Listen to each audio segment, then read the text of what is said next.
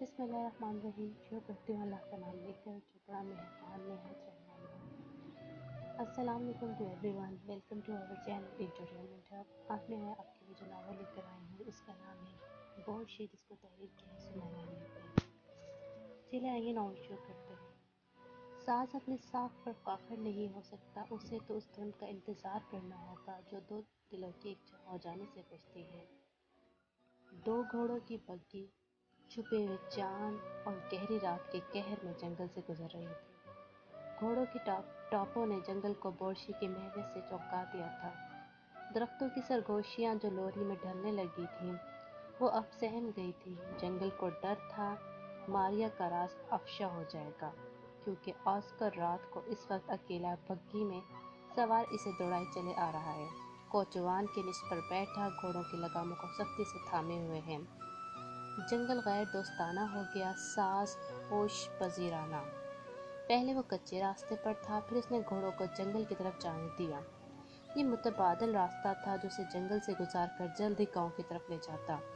جنگل میں اندھا دھند بگھی دوڑاتے ہوئے وہ یہ بھول رہا تھا کہ درخت اس کے گھر کے ملازم نہیں ہیں جو راستے سے ہٹتے چلے جائیں گے۔ درخت حکم ماننے والے تھے، نہ دلیل۔ جنگل کو ہمراہی بنانے میں وقت لگتا ہے، جب تک جنگل ہمراہی نہ بنے اس کے راستوں پر اندھا دھند نہیں بھاگنا چاہیے۔ ایک درخت سے ٹکرا کر جب اس کی بگھی تقریباً الٹ ہی گئی اور وہ اچھل کر بگھی سے باہر آ گرا تو جو بات اسے آخری وقت تک یاد تھی وہ اتنی سی تھی کہ روشنی کی چند لہریں اس کی نظروں کے سامنے سے گزری تھیں اور گھوڑے بدک گئے تھے۔ اور پھر جب اسے ہوش آیا اور اس نے درخت کے تنے سے پیٹھ لگا لی تو اسے یہ بھی یاد آیا کہ روشنی کی لکیروں سے پہلے، بس ذرا دیر پہلے، اس کے کانوں میں ایک آواز آئی تھی۔ پہلے اسے یہ آواز دور گاؤں سے آتی ہوئی محسوس ہوئی تھی۔ پھر اسے لگا شاید کوئی دیوانہ رات کے اس پہر جنگل میں گیدڑوں اور جھینگروں کے لیے کلارنٹ بجا رہا ہے۔ وہ اس آواز پر مزید غور کرتا اگر جو فوراً ہی اچھل کر نیچے نہ گر جاتا۔ لمبے درخت سے ٹیک لگائے وہ اب ایسے اطمینان سے بیٹھا تھا جیسے آئرلینڈ سے گاؤں کے اس جنگل تک کا سفر اس نے اسی درخت سے ٹیک لگا کر سستانے کے لیے کیا تھا۔ رات میں جو خنکی تھی اس کا مزہ چکھنے کے لیے، پتوں اور شاخوں میں جو راز چھپے تھے انہیں چپکے سے کھوج لینے کے لیے، ٹمٹماتی روشنیاں جو پتوں اور شاخوں میں سے ہو کر آتی جاتی محسوس ہو رہی تھی، ان کا چپکے چپکے پیچھا کرنے کے لیے۔ گھوڑے بگھی کو گھسیٹتے اس کے قریب آ کر ہنہنانے لگتے، انہیں بھی اپنے مالک کا غصہ ایک آنکھ نہیں بھاتا تھا۔ اسے یہ جتانا چاہتے تھے کہ سر شام گھر چھوڑ دینا کہیں کی بھی عقل مندی نہیں ہے۔ وہ گردن اٹھا کر اسے دیکھنے لگے۔ مسٹر آسکر نے درخت کے تنے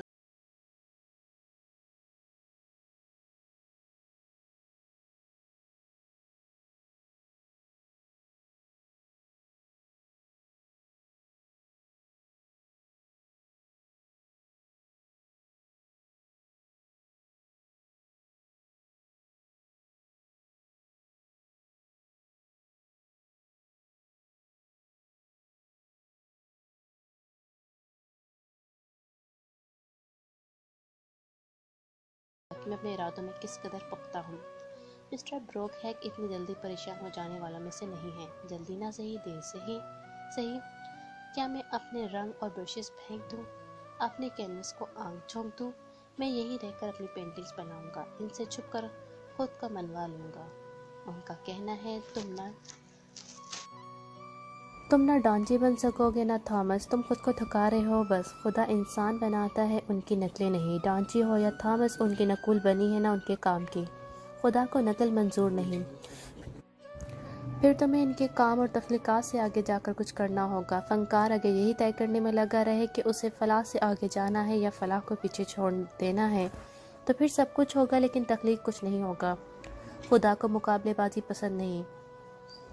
لمبے تناور درخت کے تنے سے پیٹھ لگائے بیٹھے اسے کوئی دیکھ لیتا تو ڈر کر بھاگ جاتا، کیونکہ رات کے اس پہر کوئی دیوانہ ہی اتنی بلند آواز میں خود کلامی کر سکتا ہے، جبکہ وہ تو باقاعدہ تاثرات اور آواز کے اتار چڑھاؤ کے ساتھ مکالموں کی ادائیگی کر رہا تھا، جیسے مسٹر بروک ہیک اس کے سامنے ہی کھڑے تھے اور جو حسرت دلائل دینے میں رہ گئی تھی وہ پوری کر رہا تھا۔ چونکہ اجنبی کو گھوڑوں کی باتیں سنائی دینے والی نہیں تھی، اس لیے اس کی دیوانگی تصدیق شدہ تھی۔ آسکر دی ہیگ پینٹنگز کے لیے گھر چھوڑ کر آ چکا ہے اور ایسے ہی جنگل میں بھٹک رہا ہے۔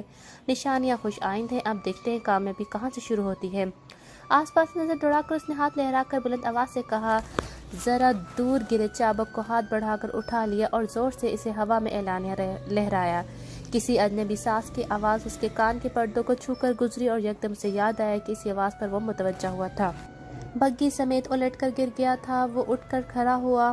گاؤں شاید بہت قریب ہے، آواز وہیں کہیں سے آ رہی ہوگی۔ ادھر ادھر سر اٹھا کر اور گھوم کر پھر دیکھا، لیکن گاؤں کے ساتھ دور دور تک دکھائی نہیں دیے، البتہ آواز اور قریب آتے گی۔ اپنے قدم آواز کے سم بڑھا دوڑا کر اس نے ہاتھ لہرا کر بلند آواز سے کہا، ذرا دور گرے چابک کو ہاتھ بڑھا کر اٹھا لیا اور زور سے اسے ہوا میں اعلانیہ لہرایا۔ کسی اجنبی ساز کی آواز اس کے کان کے پردے کو چھو کر گزری اور یکدم اسے یاد آیا کہ اسی آواز پر وہ متوجہ ہوا تھا، بلکہ بگی سمیت الٹ کر گر گیا تھا۔ وہ اٹھ کھڑا ہو گیا۔ گاؤں شاید بہت قریب ہے، آواز وہیں کہیں سے آ رہی ہوگی۔ ادھر ادھر سر اٹھا کر اور گھوم کر پھر دیکھا، لیکن گاؤں کے آثار دور دور تک دکھائی نہیں دیے، البتہ آواز اور قریب آتے گی۔ اپنے قدم کی سمت آواز بڑھاتے ہوئے وہ تھوڑی دیر کے لیے سہم گیا۔ رات کے اس وقت جنگل میں آواز کا خالق کون ہو سکتا ہے؟ اس بات نے اس کے ذہن میں سب خوفناک کہانیاں خاکوں کے ساتھ اجاگر کر دینے میں رہ گئی تھی۔ وہ پوری کر رہا تھا، چونکہ اجنبی کو گھوڑوں کی باتیں سنائی دینے والی نہیں تھی، اس لیے اس کی دیوانگی تصدیق شدہ تھی۔ آسکر دی ہیگ پینٹنگز کے لیے گھر چھوڑ کر آ چکا ہے اور ایسے ہی جنگل میں بھٹک رہا ہے۔ نشانیاں خوش آئند ہیں، اب دیکھتے ہیں کامیابی کہاں سے شروع ہوتی ہے۔ آس پاس نظر دوڑا کر اس نے ہاتھ لہرا کر بلند آواز سے کہا، ذرا دور گرے چابک کو ہاتھ بڑھا کر اٹھا لیا اور زور سے اسے ہوا میں اعلانیہ لہرایا۔ کسی اجنبی ساز کی آواز اس کے کان کے پردے کو چھو کر گزری۔ اسے یکدم یاد آیا کہ وہ اسی آواز پر متوجہ ہوا تھا، بلکہ بگی سمیت الٹ کر گر گیا تھا۔ وہ اٹھ کر کھڑا ہوا۔ گاؤں شاید بہت قریب ہے، آواز وہیں کہیں سے آ رہی ہوگی۔ ادھر ادھر سر اٹھا کر اور گھوم کر پھر دیکھا، لیکن گاؤں کے آثار دور دور تک دکھائی نہیں دیے، البتہ آواز اور قریب آتی گئی۔ اپنے قدم کی آواز کی سمت بڑھاتے ہوئے وہ تھوڑی دیر کے لیے سہم گیا۔ رات کے اس وقت جنگل میں اس آواز کا خالق کون ہو سکتا ہے؟ اس بات نے اس کے ذہن میں سب خوفناک کہانیاں خاکوں کے ساتھ اجاگر کر دی۔ گھوڑے کی پیٹھ تھپک کر وہ آگے بڑھا، یعنی اگر مجھے کچھ ہو جائے تو میرے پیچھے آنا نہ بھولنا۔ آواز اور قریب آتی گئی۔ وہ ٹھیک سمت میں جا رہا تھا۔ اس کے ذہن کے کینوس پہ ایک تصور ابھرا کہ کچھ ہی دیر میں ایک چھوٹی سی غار نما جھوپڑی نظر آئے گی، جس میں ایک گڑیا بیٹھی بانسری بجا رہی ہوگی۔ جیسے وہ بانسری کے سائڈ سے نکلے گا، خود کو ایک بڑی سی دیگ میں بیٹھا ہوا پائے گا، جس کے نیچے آنکھ کالا اور روشن ہوگا، بلکہ چنگاڑے مار رہا ہوگا۔ اور پھر یہ کہ درختوں کے تنوں اور پتوں، جنگل کی گھاس، جھاڑیوں، نرم مٹی اور کچرے نے اسے روکنا چاہا، لیکن آسکر نہیں رکا۔ ہر جنگل ایک راز رکھتا ہے، اگر اس جنگل کا راز یہ ساز ہے تو اب وہ بے نقاب ہونے کو ہے۔ جھاڑیوں نے اس کے پیروں کو اپنے شکنجے میں لیا۔ اس نے کچھ قوت اور کچھ جھنجھلاہٹ سے جھاڑیوں کو پیچھے دھکیلا اور رد عمل میں تیزی سے لڑکھڑاتا ہوا ایک درخت کے تنے کے ساتھ جا لگا، کھپ گیا، چپک گیا۔ جیسے ہی اس نے اس درخت کے پشت سے سر تھوڑا باہر نکالا، وہ دم بخود رہ گیا۔ دیکھ لینے پر بھی اسے یقین نہیں آیا کہ وہ یہ دیکھ رہا ہے۔ وہاں موجود ہونے پر بھی اسے یقین نہیں آیا کہ وہ کسی ایسے منظر کے قرب و جوار میں موجود ہو سکتا ہے۔ ننھی روشنی کی اڑان دن بخود کر رہی تھی، ٹمٹماتی خیرہ کن تھی۔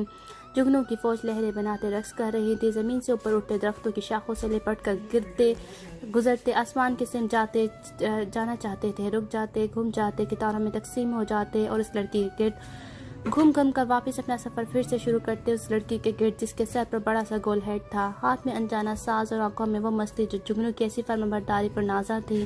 وہ ایک جادوگرنی تھی۔ اوہ جادوگرنی!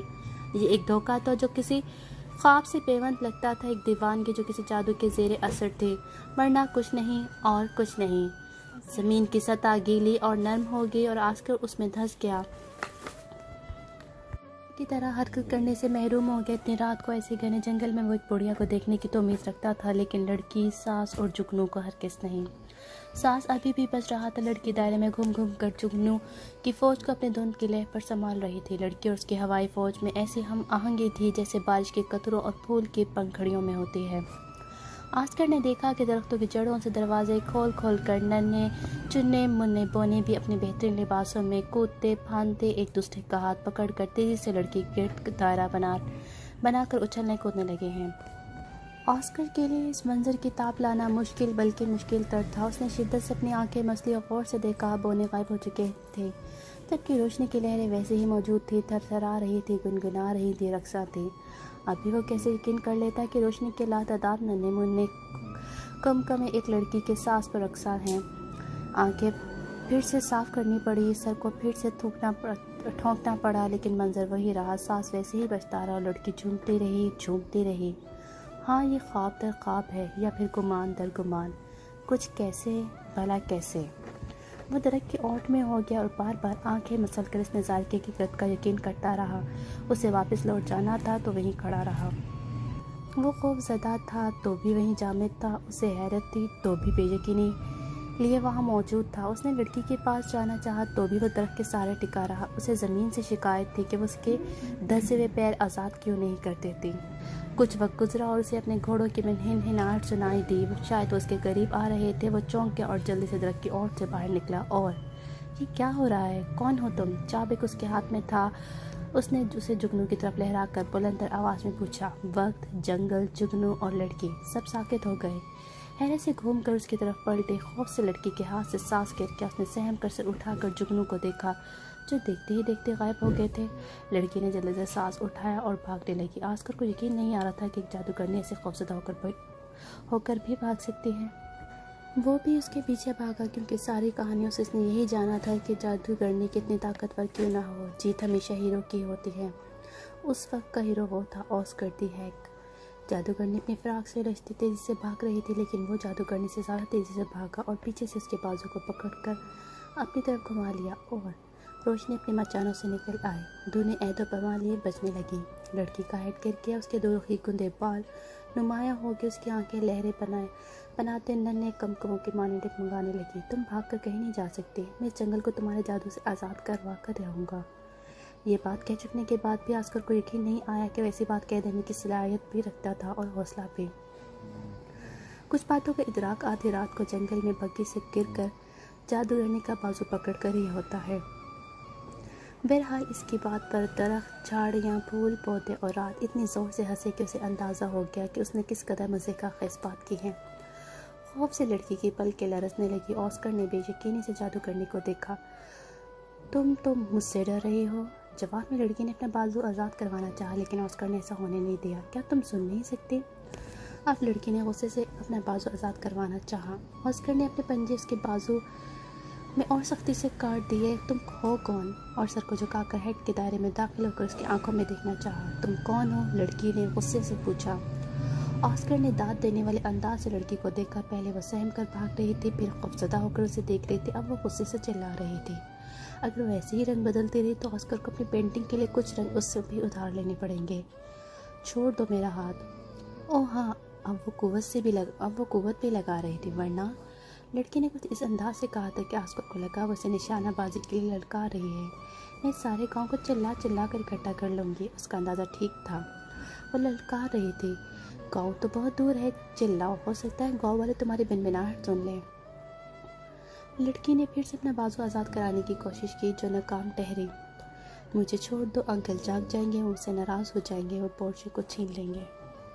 چارگی سے التجا کرنے لگی تھی۔ آنسو اس کی آنکھوں کے ہمراہی ہوئے تو آسکر نے چونک کر لڑکی کو غور سے دیکھا۔ جادوگرنی رو رہی تھی۔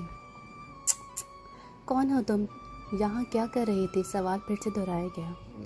کیا تمہیں نظر نہیں آ رہا کہ میں ایک لڑکی ہوں؟ وہ دیکھو دور، وہاں کیچڑ میں گرنے سے میرا بورشے گندا ہو گیا۔ میرے جگنو تم سے ڈر کر بھاگ گئے۔ تم نے ان پر کتنی بے دردی سے چابک لہرایا۔ کیا انسانے سے کبھی تمہارا کوئی واسطہ نہیں رہا؟ حسنہ اتنی اچھی چیز بھی ہو سکتا ہے کہ وہ جنگل کے سانس بجاتی لڑکی کی کار ایسے دہکا دے اور بگی لے کر گھر چھوڑ آنے والے لڑکے کو محظوظ کر دے۔ ایسے غصے کی ناپسندگی پر میرا بازو چھوڑتے ہو یا نہیں؟ تم کون ہو؟ کیوں روک رکھا ہے مجھے؟ غصہ اور مزید غصہ۔ اوہ، کیا تمہیں نظر نہیں آ رہا کہ میں آسکر ہوں؟ وہ دیکھو دور، کیچڑ سے آگے تمہارا ساس اور تمہارے جگنوں نے میری بگی الٹ دی اور میں گر کر درخت سے ٹکرا گیا۔ کیا تم اس لیے راتوں کو جنگل میں بھٹکتی ہو تاکہ تم مجھ جیسے اجنبی کو گرا کر مار سکو؟ کیا انسانے سے کبھی تمہارا کوئی واسطہ نہیں رہا؟ لڑکی نے ایک لہجے کے لیے اپنا بازو آزاد کرانے کی کوشش ترک کر دی اور وہ آسکر کو دنگ دیکھتی رہی، جبکہ اپنے پشت پر گھوڑوں کی اچانک آمد سے آسکر ڈر سا گیا اور لڑکی کا ہاتھ چھوڑ بیٹھا۔ آسکر کے ایسے یک دم ڈر جانے سے لڑکی بے ساختہ ہنس دی، پھر اپنے کہکے کو بھی روک نہیں سکی۔ بے طرح ہنستے اپنی فراق کے گھیر کو جنگل کی ہوا کے سپرد کرتے گاؤں کے سم بھاگ گئے اور آسکر اس نے کچھ دیر تک آس پاس کا جائزہ لیا اور یہ جان کر کہ یہاں وہی ہوا ہے جو اس نے ابھی ابھی دیکھا ہے، تو اس نے مسکراتے ہوئے بلند آواز میں کہا، کوئی بتائے گا مجھے میں خواب دیکھ رہا ہوں یا نیند میں چل رہا ہوں؟ دونوں صورتوں میں مجھے جگایا نہ جائے، سونے دیا جائے، خواب دیکھنے دیا جائے۔ جان ایسے اچانک رات کو اس کی آمد پر حیران رہ گیا۔ یہ بھی نہیں پوچھ سکتا تھا کہ آنے کی اطلاع کیوں نہیں دی۔ وہ گھر کو اس کی رہائش کے لیے تیار کر دیتا۔ کھانے کے نام پر ملنے والے بچے کچھ سوپ کو پی کر جب وہ بستر پر ڈھیر ہونے لگا تو اس نے روشنی گل کرتے ہوئے جان کو روک لیا۔ گاؤں میں کچھ پرسرار لوگ رہتے ہیں، ہے نا؟ کیوں نہیں؟ 6 عدد خوفناک جادوگر، 3 مکار جادوگرنیاں، کچھ بدرو ہیں اور چند سو بونے باز۔ آسکر نے کہکا لگا